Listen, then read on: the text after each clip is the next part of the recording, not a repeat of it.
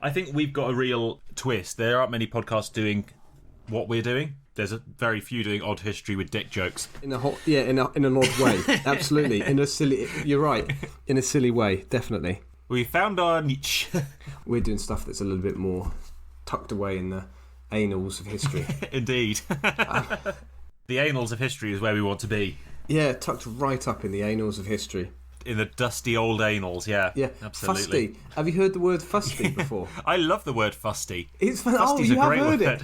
I learnt it from a client. Fusty, brilliant word. And in what context, I dread to ask, but I'm going to ask, in what context was one of your personal training clients describing something as fusty? I think and was it a fusty anal? She was. I think she was describing 50-year-old men flirting with her as being quite fusty. Right. Fusty 50-year-old men. I think it's a great word because it can be kind of whatever you want it to be. I'm getting an image of these 50-year-old men kind of like, supposedly, if a woman is flirting with a man, she's like twirling her hair. I get the image of all of these 50-year-old men listening to her stories and kind of twirling their ear hair or their nasal hair flirtatiously. That is very fusty. It is very fusty. It's a very fusty thing to do.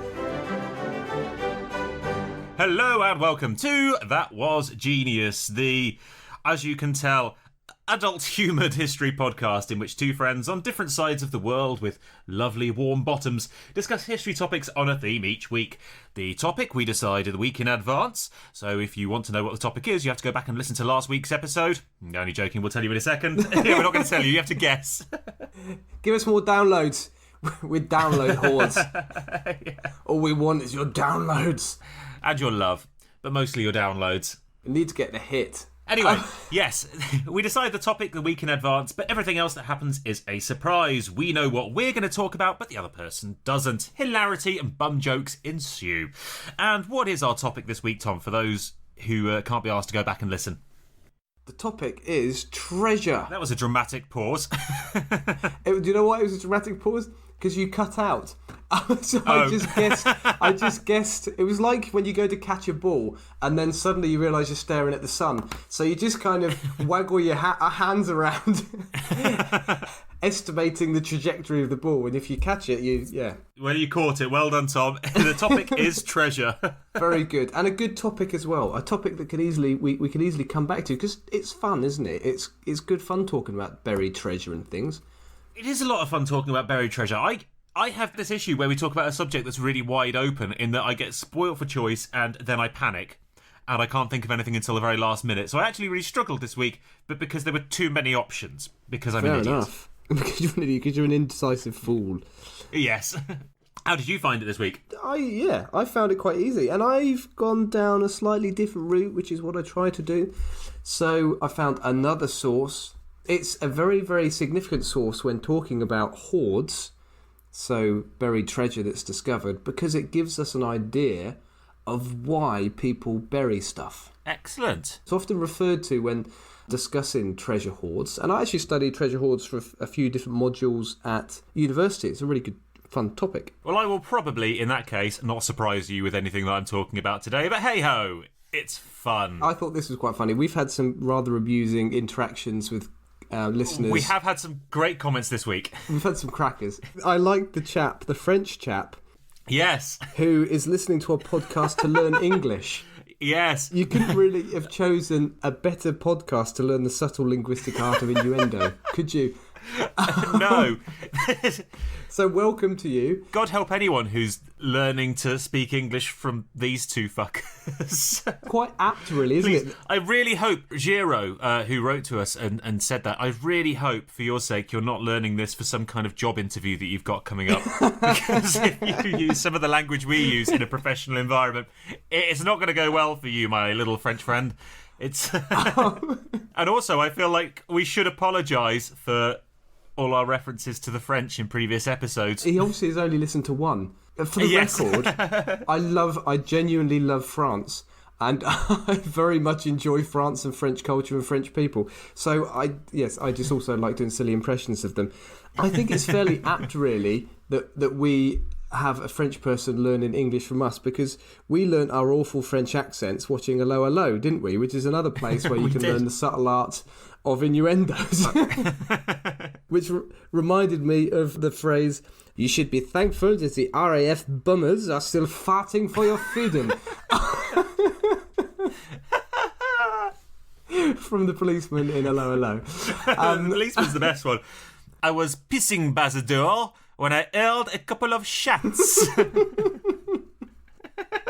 Absolutely brilliant sitcom. What other comments have we got? Well, we had the chap who gave you a bit of a classical dressing down, Sam. He took your gluteus maximus to the vomitorium and gave it a damn good decimation, didn't he, that chap? He did. And on a serious note, he did so in a very friendly and positive way, so there's absolutely no criticism for that chap who pointed out that We did make a factual error. Sam got a small detail wrong in one of our previous podcasts. Yeah, so thank you, Joshua Trowbridge, 75, who said that Claudius was killed by Titus Milo's guards, not Cicero's. He was in exile at that point. Despite that annoying, well, actually, comment by me, you're my absolute favourite podcast, so thank you for that. And it's not an annoying point, it's a very good point. And I fudged my facts, and I apologise. Unreservedly. Also, congratulations to the guy who commented, "Stupid." That's going on the posters. And I guess the other one that's been quite good is the one that says "quite bad," which is what makes it so good. Yep, again, that's going on the poster. It's quite an art form to master, though, isn't it, Sam? It's like the badly behaved kids in history classes at school who get away with it because they get the best grades. That's kind of... That was me. Exactly, that's kind of us, isn't it? So I literally used to fall asleep in every history class at school. My history teacher, who was a very lovely South African lady, would tap me awake and ask me a question. I'd give the right answer and fall back asleep again. It was a very warm room. And she couldn't be angry with me because I always knew the answer. And in my leaving book from school, she drew a picture of me sleeping on a desk. Oh, very nice. We used to have a crazy Welsh lady called Mrs. Thomas, who was lovely, in case she's listening, and she was a great teacher, but she was completely batty. One lesson, Mrs. Thomas was frantically trying to set up the TV to watch an episode of World at War or something like that, because she clearly had got behind with the marking. And when she went out of the room to try and find something, one of my mates reached over, grabbed the remote, took the batteries out, put them in the wrong way round, and put the remote back again. And so what followed was about 20 minutes of this Welsh lady going absolutely apeshit because she couldn't work out why the remote control wasn't working. Which I thought was quite amusing. Right, I think that's all the comments, isn't it? Should we get on with the podcast? Let's do it. Oh, actually, someone commented, "Funny and interesting." Thank you, indeed. I can't pronounce your name. It's a random string of numbers and letters. Right, should we flip a coin this week? Given that we flip something every week, and it's Treasure Week, and I don't think we've ever done a coin. Oh, yeah, good thinking. Go for it. Have you got an interesting coin? No, but I do have my wallet here, and we're going to have an audio treat as I open it up into the microphone. Actually, that's really quiet. Was that the sound of flies coming out? Yeah. Just jiggle around a little bit. A fusty sound. That is almost the definition of fusty, isn't it? Sam's wallet. Certainly is. Oh, there we go. I had the sound of the wallet closing. Oh. That wasn't you doing up your flies then. It was. Done what I needed to. Right, Tom. I've got a 2p coin. Heads or tails? Heads. Nice and simple. Heads. Great sound. It has landed on tails. And I'm going to let you go first. Okay, thank you very much. Right, so, as I've mentioned already, I'm talking about a great source that gives us a fantastic insight into why people buried their treasured belongings. And as I mentioned, at university I studied hoards in continental Europe during the period where the Roman Empire was being pressed by Germanic tribes. You studied whores in continental Europe? Hoarding in continental Europe. Oh, yeah, not hoarding, whoring. right. Yeah, no, no, not Amsterdam or Prague. No. We all studied that as teenagers, Tom. Sorry, we all had a friend who studied that as teenagers. Yes, there was always that one person. So this source is often referred to when people study hoards because it gives people an idea of what was going through the minds of people who buried this treasure. And possibly surprisingly, it's Samuel Pepys' diary that was written in the 17th century in London. Oh. More precisely, from 1660 to 1669. An incredible source. I even think it's studied in other countries as well, so I don't think it's one of those sources that's only studied in the UK. Do you know what my favourite quote from Samuel Pepys' diary is? because, and it's possibly not a quote, but Samuel Pepys' diary, obviously very, very important, but it is still a diary and has loads of just completely banal things that he did every day. Yes. Yeah. And my favourite quote is, walking down the street and went into a coffee shop because I needed a shit. Let me just see if I can... Thursday, 28th of September, 1665. Feeling for a chamber pot, there was none. I, having called the maid up out of her bed, she had forgot, I suppose, to put one there, so I was forced in this strange house to rise and shit in the chimney twice, and so to bed, and was very well again. Chimney twice. That's defying gravity. Well, I assume he means shit in the fireplace. Yeah. Shit in the fire. But then, a whole new meaning to throw another log on the fire. Yeah! Wait. Christ, should have pissed on it. It would have been like a bloody Scandinavian sauna. Yeah, so that's Samuel Pepys for you. Exactly what I was going to go on to say, which is it's a famous document because of its scope. So it talks about everything from King Charles II's dog doing a shit on the deck of a ship to the Great Fire of London. Whatever you want to research, Samuel Pepys has got it covered. It's got it covered. But that's it. It's the fact that it covers everything. It's very personal and it's very detailed, and it's just a lot of everyday stuff. So very, very interesting. How did you know about him shitting in the chimney? Is this just one of those weird facts you know? Yes. Brilliant. Yeah. What can I say? Would you be massively surprised, Tom, if I knew that Thomas Pepys' diary was quite scatological, given this podcast? You said Thomas Pepys. Samuel Pepys. So I won't say too much about the source because it's been covered by a lot of other podcasts and it's really very well known. It's full of shit. It's full of shit. Here's a very quick summary and some context. So Pepys worked for the Royal Navy and was a Member of Parliament. He was a successful individual because he was very organised, hard-working and had good attention to detail. He also negotiated political upheavals very successfully. So he'd lived through the English Civil War between 1642 and 51, and the subsequent Protectorate, or interregnum, whatever you want to call it, and then the Restoration with Charles II returning to his English throne. So he'd been through a lot of political upheaval and survived it. And he kept his diary for close to 10 years. It's a lot of words as well. There's actually a really great website that publishes a page a day for those of you who want to devote 10 years of your life to hearing about Samuel Pepys. In fact, it was that site, I think, where I just picked up that quote from. You just quickly double-checked your memory, yeah. So in Pepys' diary, there are two occasions where he buries personal belongings. And the first is during the Great Fire of London that destroyed huge amounts of London from September the 2nd, 1666 to the 6th of September. Great day, that's my birthday. Well, not 1666, but the 6th of September is my birthday. You look very young for it. Yeah. I'm like the Crusader from Indiana Jones.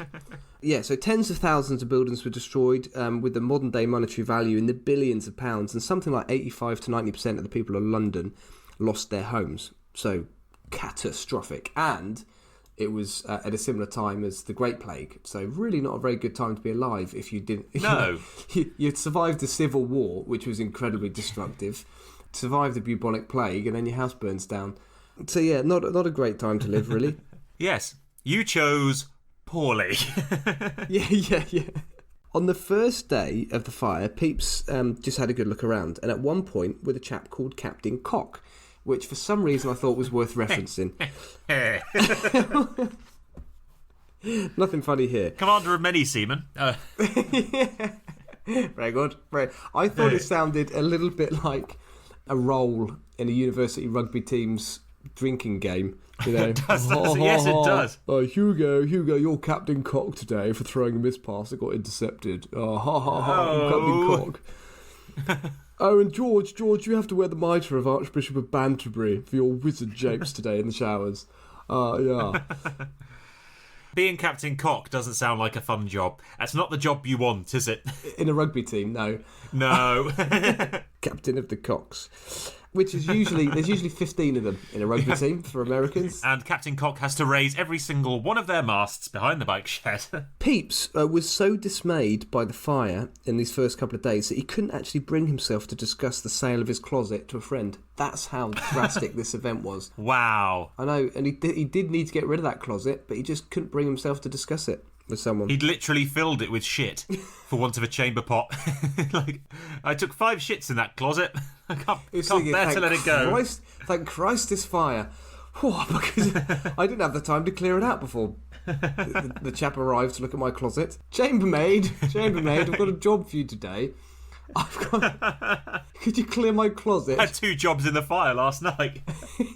I basically soiled everything in my room. I have shut this house down. Which is the only reason I have a maid. Because I actually quite like cooking and ironing. I just don't like clearing up my own shit. I am in many ways a modern gentleman. Many, but not all. At the night time of the first day on the fire, Peyps packed up his belongings, arranged for many of them to be carted out of London. Quote, I did remove my money and iron chests into my cellar as thinking that the safest place. So early on he's starting to think about his treasure and what he can do to keep them safe.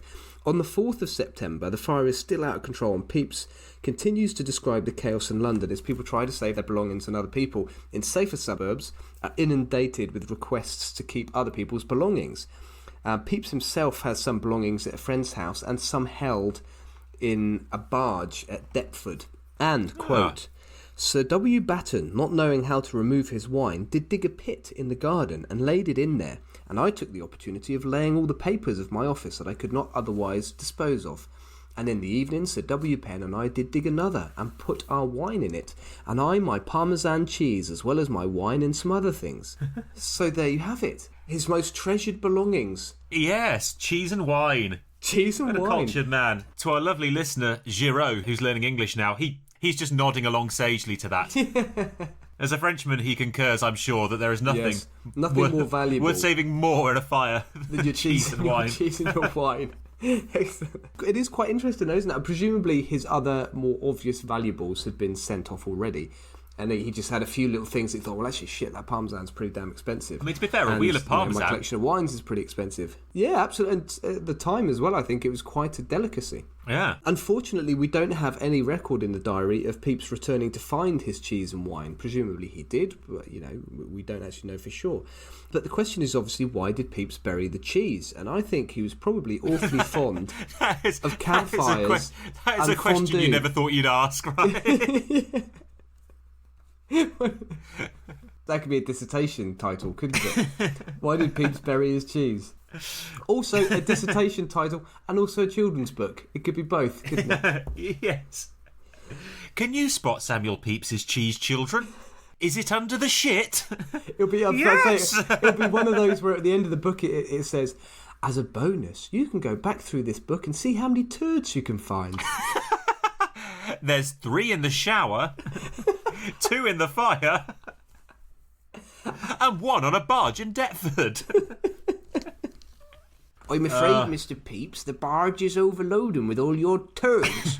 I mean, we got your treasure in your turds. What would you like us to get rid of? All right, say can't get rid of any of my turds. You'll have to throw the treasure over.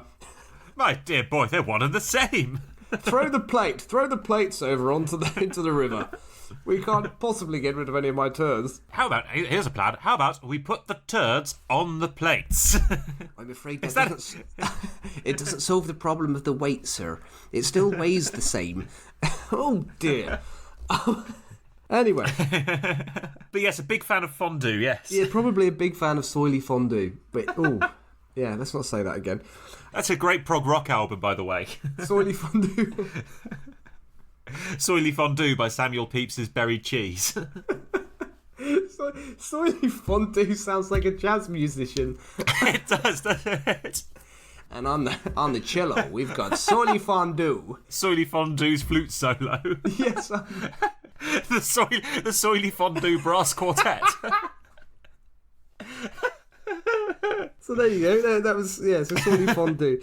In reality, this burying of the Parmesan, I think, kind of highlights the fact that decision-making in the face of an immediate rapidly approaching threat becomes a bit panicked. You sort of think, well, actually, what have I got of value that I forgot to bury? Let's bury the cheese. And this certainly seems to be the case with many, for example, Anglo-Saxon hordes or Roman hordes when, for example, the Romans were being smashed by Germanic tribes in the north, and, for example, when the Romans left Britain in, was it 410? Yes. There are hordes from these times, and it seems almost like a panicked, shit, what's happening? You know, we've got Anglo-Saxon, we've got Angles and Jutes on our shores. So this is very much like Roman Empire's collapsing. People on the fringes of the Roman Empire are starting to panic. What do we do?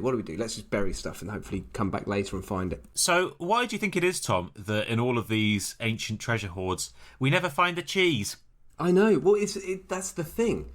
That doesn't necessarily mean that cheese wasn't there. Indeed. Because it degrades, doesn't it? I suppose it does. See, I bet you hadn't thought of that, had you? For your smart little comment. I'll sink back into my hovel now.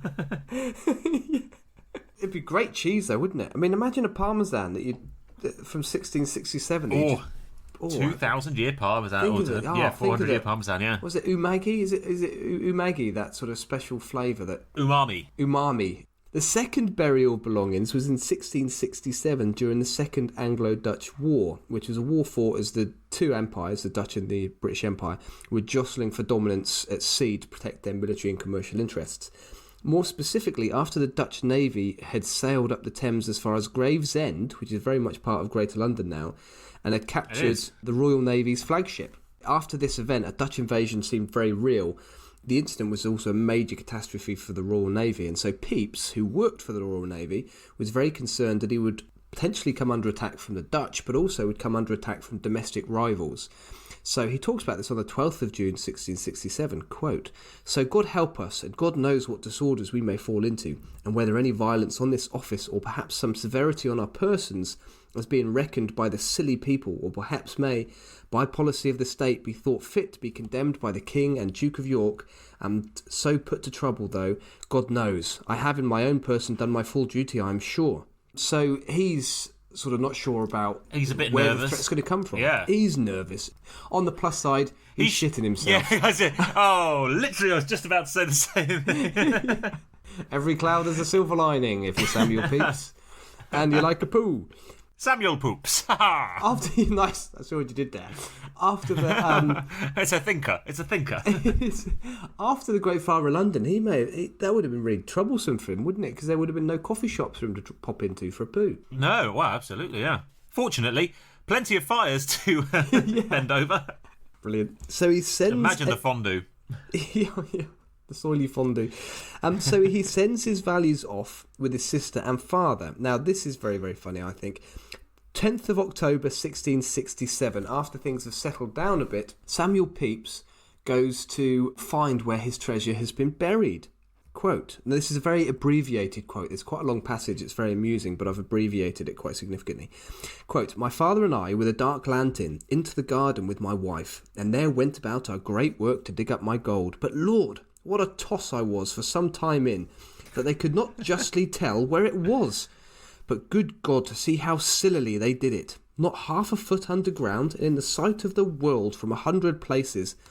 But I was out of my wits almost, and the more from that, upon my lifting up the earth with a spud, I did discern that I had scattered the pieces of gold round about the ground among the grass and loose earth, and I perceived the earth was got among the gold, and wet, so that the bags were all rotten, and all the notes, with several pails of water and basins, at last washed the dirt off the pieces, and parted the pieces in the dirt, and then begun to tell them, and by the note which I had of the value of the whole in my pocket, do find that there was short above 100 pieces." So it's basically a bit of a cock-up. So, but amusing to think of this, of Samuel Peyps huffing and puffing because his wife and father have buried the treasure in a stupid place, and a sort of and can't remember where. And the bags have rotten, and it's all gone fucking everywhere. Yeah, it's just like a Laurel and Hardy sort of slapstick moment. But not only is that funny, but it's also fascinating because it gives us a great insight into the sort of panicked state in which people buried these hoards, and maybe why we find so many of them today, because people possibly buried them somewhere, never actually found it again. They may have actually gone looking. Yeah, absolutely, and just forgotten quite where it was buried. Absolutely. He goes on to say that they went back out later that night to search for more of these coins because he was fearful that his neighbours had overseen them trying to find their treasure, and during the night would have snuck over the fence and tried to get it themselves. So a really, really good example of people surviving a worrying period and still potentially losing their treasure just because they didn't know where they buried it. So there you have it, Sam. That's Samuel Peyps and his 2 treasure hoarding moments in his diary. Fantastic. We'll never know if he got the cheese back. No, we won't. And that is one of history's great mysteries. It is indeed. What happened to Samuel Pepys' cheese? A Tintin book that should have been written. The mystery, the mystery of Pepys' soiled fondue.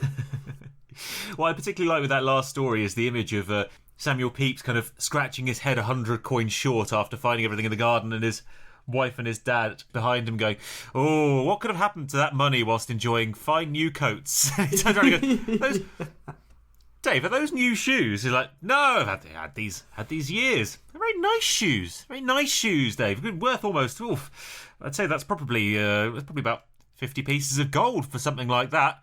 No. These whole things, no. No, got them from a charity shop. His wife's just there with a lovely new brooch. Didn't you lose your old shoes in the Great Fire? Did you? I seem to remember you were on the hunt for some nice new shoes. I thought you were going down a Lauren Hardy moment. I thought you had Samuel Pepys scratching his head. Standing in a poo-filled pit just going, "That's another fine mess you've got me into." Exactly.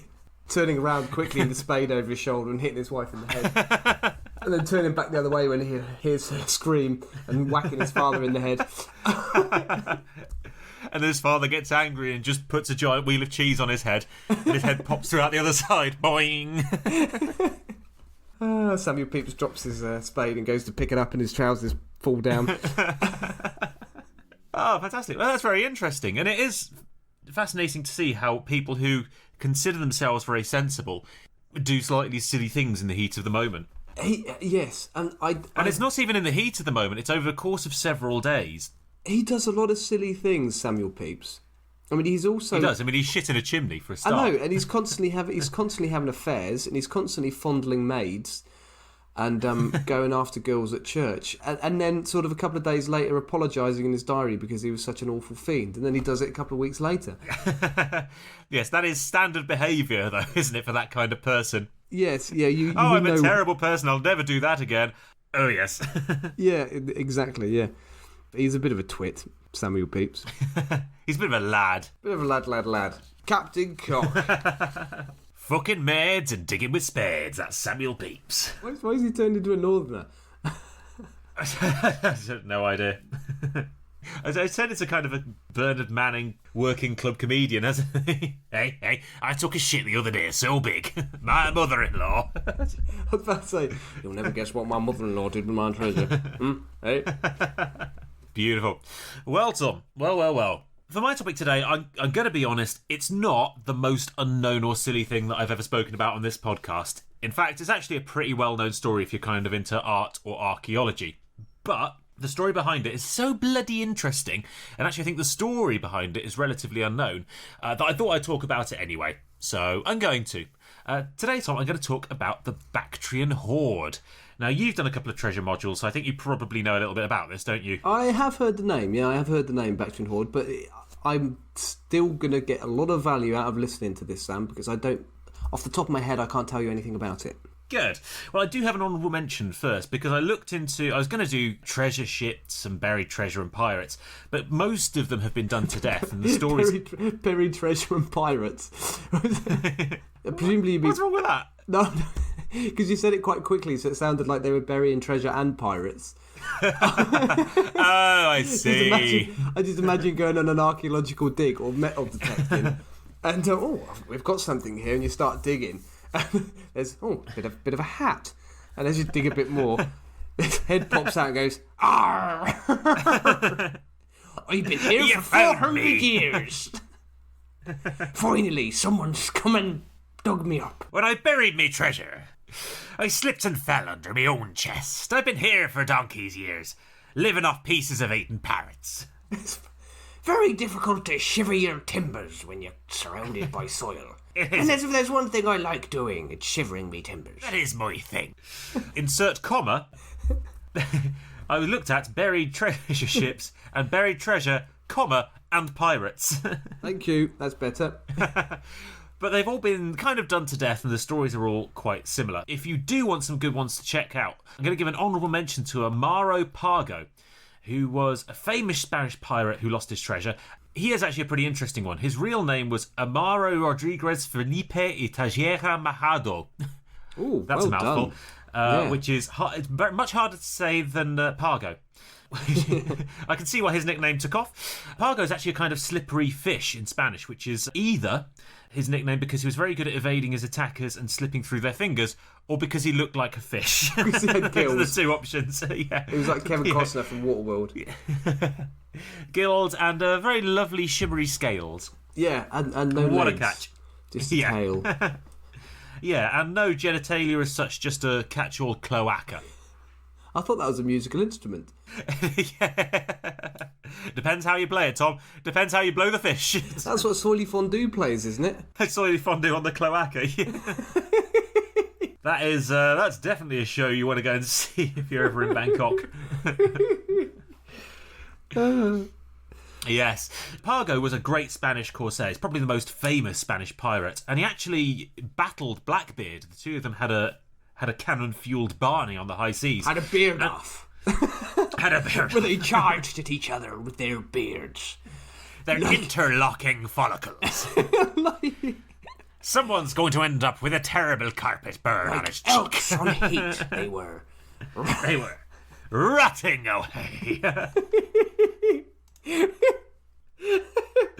That's a very niche gay pornography we've just created there, isn't it? I've got a fantastic image of the two of them, like Billy Goat Gruff, scuffing their hooves at either end of a ship. Just charging at each other and butting chins.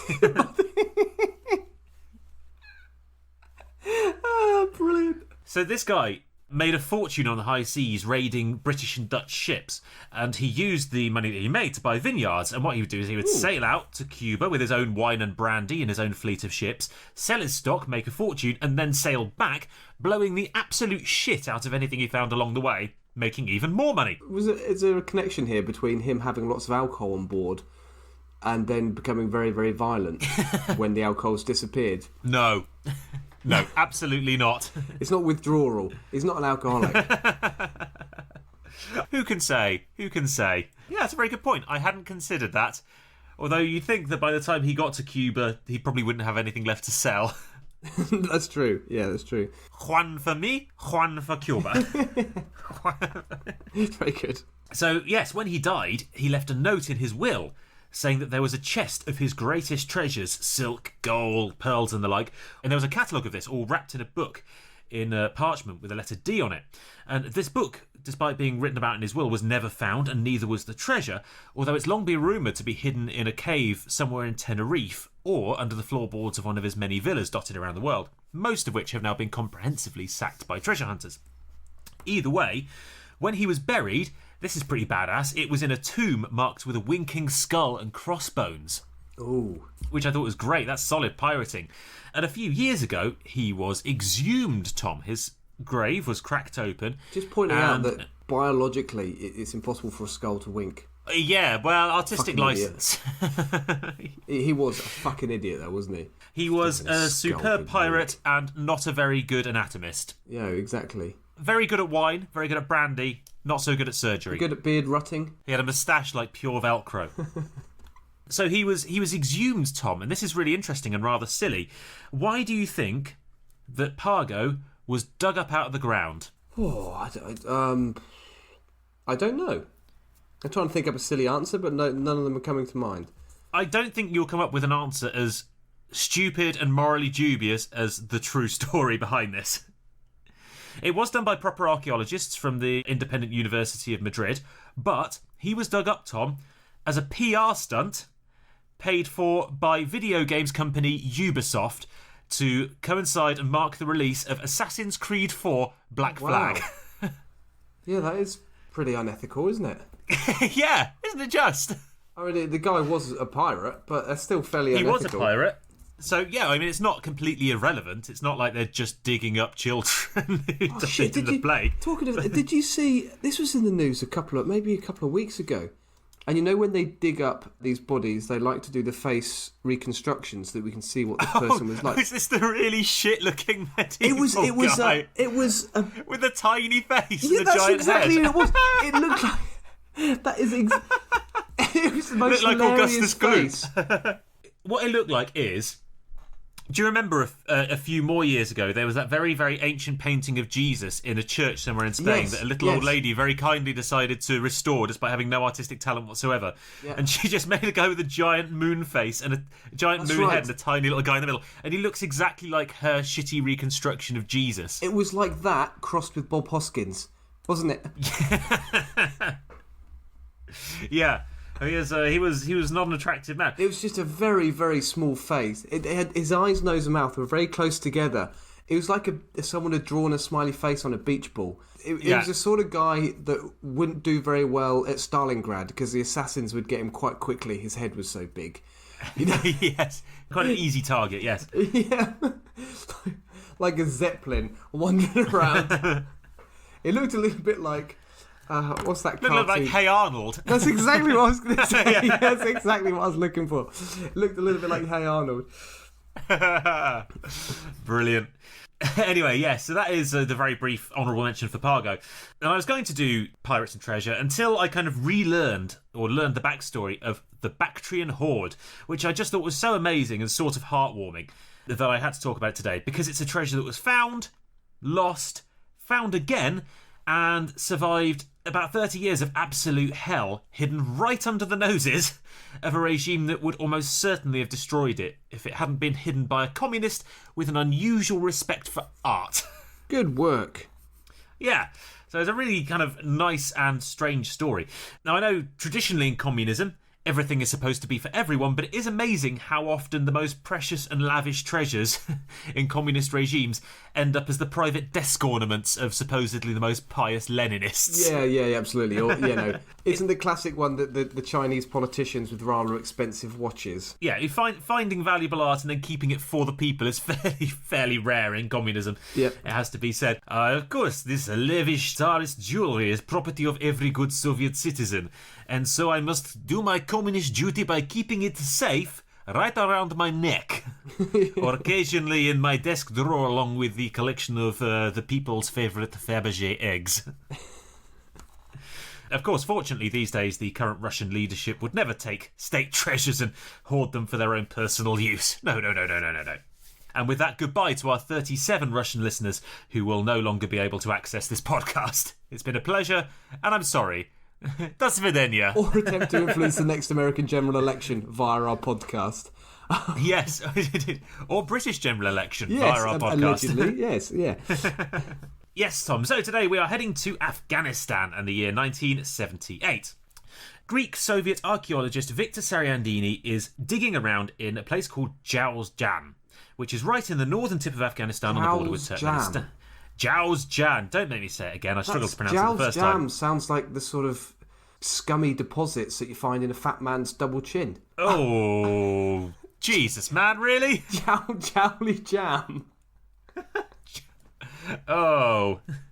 He's also the drummer for the jazz band. For the jazz band. The soiled fondue. Jowly jam and soiled fondue.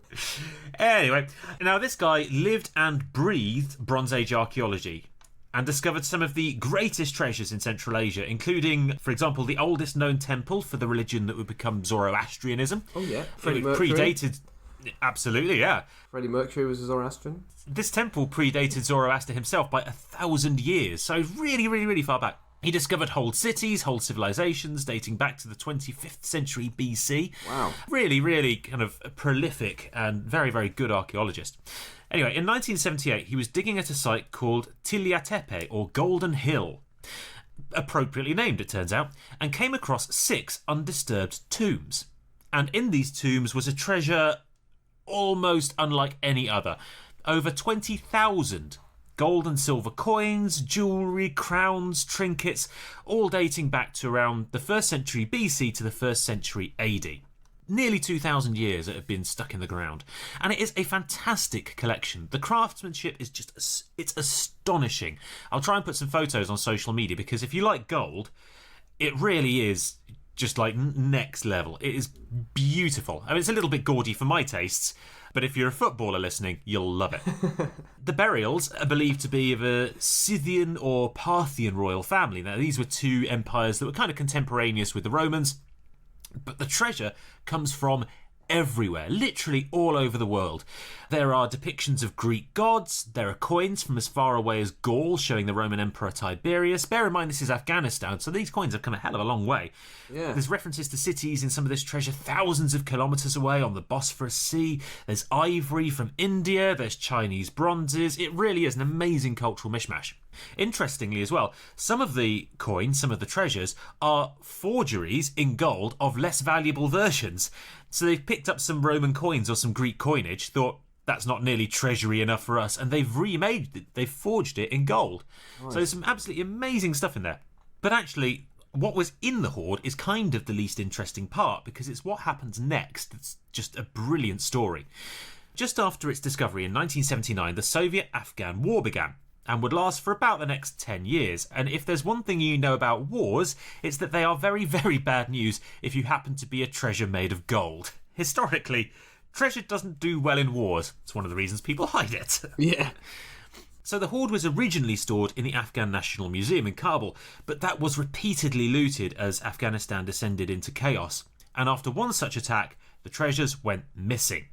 A huge hunt was launched to try and get them back, but nothing was ever found, despite the efforts of international treasure hunters who scoured the black market, auctions around the world, and efforts of a few archaeologists who did manage to get into Taliban-controlled Afghanistan in the 1990s. Fortunately, the burial site itself never fell into Taliban hands, because it would almost certainly have been destroyed if it was, like all other archaeological remains in Afghanistan that were pre-Islamic. Pretty much all of them got completely ruined by the Taliban, but the burial ground survived. The treasure, though, wasn't found. So, what happened to it? Where do you think, Tom, is the last place you would expect to find a lost great treasure, Tom? Oh, Kidderminster. High Street. Kidderminster High Street. Kidderminster High Street. Greg's on Kidderminster High Street. No, pork pie. Greg's, by the way, for our American Greg's, audience, is a budget bakery. in Kidderminster High Street. Very close. Almost, Tom. Almost. Because what do you find on high streets, Tom? You find banks. And yes, this great buried treasure that was lost for all and scoured for years was just in the bank round the corner. Right. And who had taken it there? Well, here's the thing. The government had pretended to loot its own treasure. And they never expect that, do they? No, it's the last thing you expect is for a communist government to loot treasure. That's the last thing you'd expect, Tom. And that's precisely why they did it. For what they did, they pretended that it was stolen by looters. And to protect it, they'd actually then just hidden it in a vault underneath Kabul's central bank. And then completely forgotten about it in the confusion. What happened is in 1989, the last communist president of Afghanistan, a guy called Mohammed Najibullah, had ordered the hoard to be hidden to keep it out of the hands of advancing warlords and the Taliban, knowing that it would be immediately lost and destroyed had that happened. And it was just in time as well. The communist government fell a year or so later, and he himself came to a rather sticky end after getting trapped in Kabul and seeking asylum at the Indian government compound, where he lived for a few years before being killed in a Taliban raid in 1996. So very, very dangerous time to be around in Kabul. Again, especially if you're a golden treasure. Now, he had a cunning idea to make sure that the gold did not fall into the Taliban's hands. As well as hiding it, only a handful of people knew of its existence there. And of those handful of people, 5 were given different keys to the vault. And only by bringing together all 5 keys could the vault be unlocked. This is getting very Tomb Raider. Yeah, absolutely. Yeah, isn't it just? And none of the 5 knew who any of the other 5 were. There were no official records. Their names were never written down. I was thinking like kind of Fifth Elements you have to bring together, or just the Power Rangers. Only by joining Power your keys Rangers. In the middle. Yeah. Power Rangers. You've got the red key holder, the green key holder, the yellow, black and white. Yeah, that was the ones. I actually got taught martial arts by the guy who was the Green Power Ranger. I got taught how to kind of do a Hollywood-style sword fighting by him. Get out of here. Yeah. Was he proud of the fact that he was the Green Power Ranger? Was it the first thing he said? He did, yeah. He said, "Hello, I'm X. You might well know me as the Green Power Ranger. Here's how to sword fight." So he taught you how to sword. What sort of swords were you fighting with? Samurai We were fighting swords. with samurai swords, yeah. Wow. I can't remember which version of the samurai sword it was, because there's a few different kinds, but it was the longer two-handed one. Weren't samurai swords used largely as a way of controlling the masses? They weren't used in sort of man-on-man combat. They were used more like a truncheon by police officers. They were more just to sort of chop away at peasants. I suspect they were used for both. Yeah. But they're not like a sort of like a medieval broadsword from Europe. They were very much about whacking each other until one of you gave in. They were slicing swords. They were designed very much to cut rather than to stab or crush like a European sword was. Yeah. So the big European swords were designed to really crush. Clobber they were people. almost like hammers rather than swords. Yeah. And the Romans obviously had stabby swords, the gladius, which was designed for cut and thrust. Yeah. So anyway, where were we? Yes, only a handful of people, including the Power Rangers, knew where this treasure was hidden. Unfortunately, this plan had a flaw. It was very, very good for keeping the treasure secret. It was very, very bad for recovering the treasure. Yeah, exactly. Because not only do you no longer know where the treasure is, you don't know who's got the keys to the vault. Was there a plan to get these people back together? Was there like a series of clues that they had to follow that would bring them back together so that they could get in the vault? If only there was. That would have been brilliant if there were a series of kind of Da riddles. Vinci Code. Yeah, that's... Yeah, absolutely. Unfortunately, it didn't go quite that deep. But they were scattered around the country, these people. They were chosen to be from different places around the country so that they couldn't be easily brought together and forced to open the safe. And when the vault was discovered, they were pretty sure that this is where the treasure was, but they weren't entirely sure. Afghan President Hamid Karzai wanted to celebrate the overthrow of the Taliban by reopening the vault and showing off this treasure which had survived all of these years of chaos. It would have been a major PR coup, but they literally could not open this vault. It was an impregnable wall, a proper big, like you'd expect to find in a mint, a huge thick door. And there was no way to find the key holders. No one knew who they were. You know who I would have called in this situation? Who would you have called? Elmer McCurdy. Why would you have called... Oh, because he was an appalling safecracker. Exactly. Who was very, very good with dynamite. Because he was very bad with dynamite. always putting too much dynamite on. I think you need to reference where you got this from. I don't know what episode it is. It's the episode on Elmer McCurdy, and our audience it's a very probably good don't have episode. that dedication.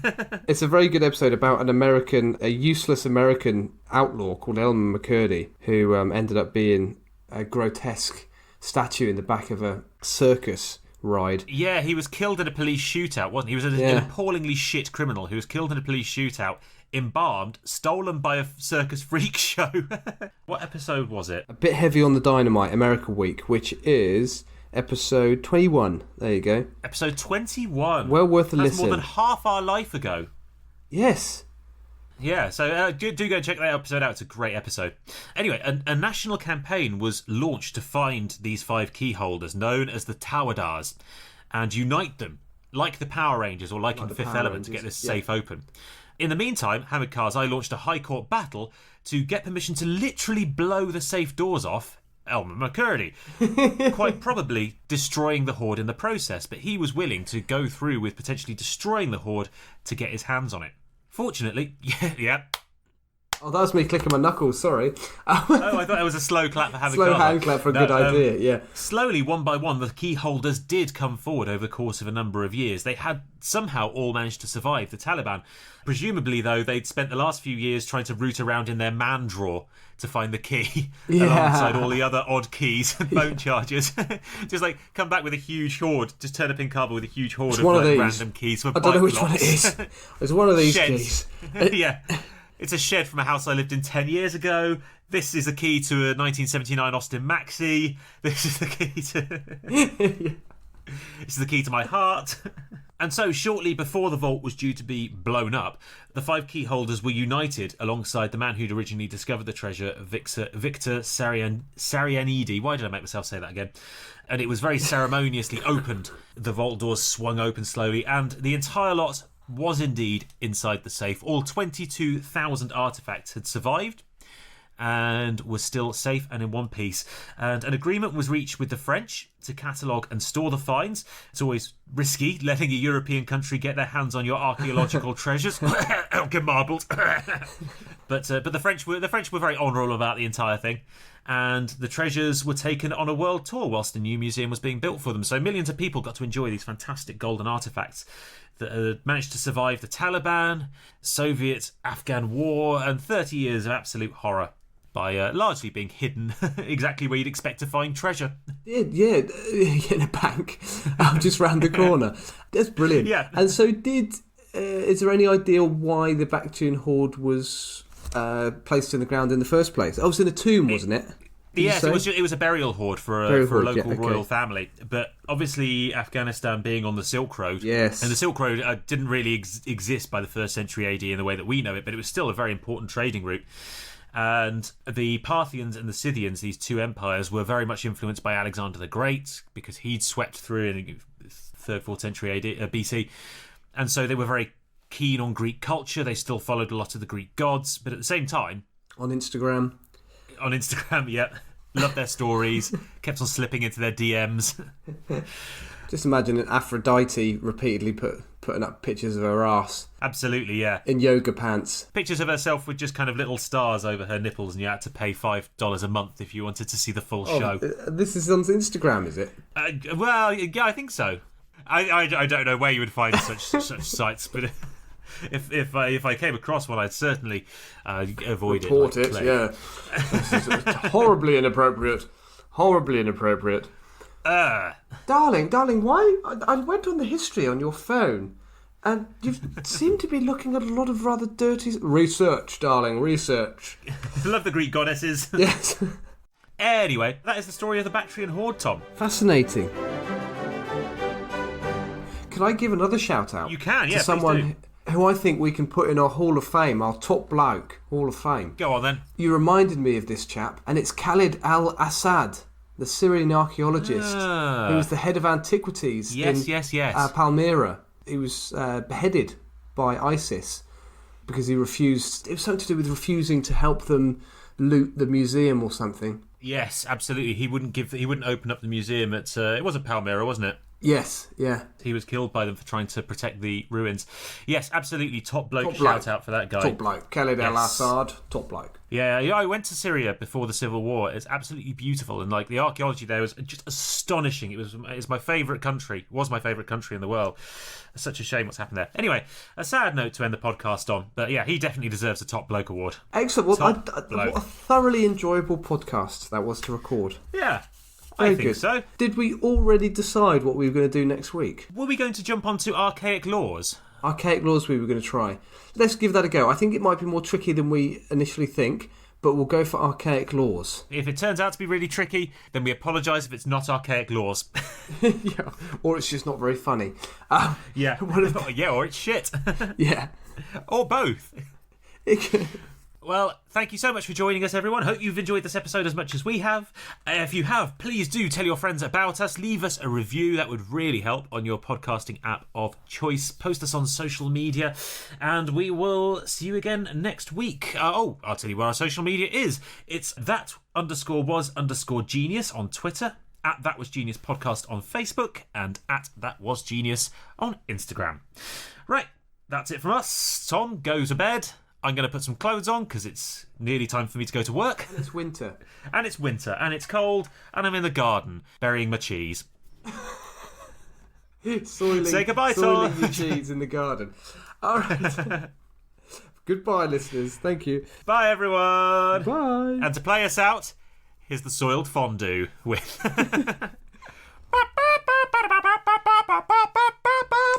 with their classic hit, Two Shits in a Chimney.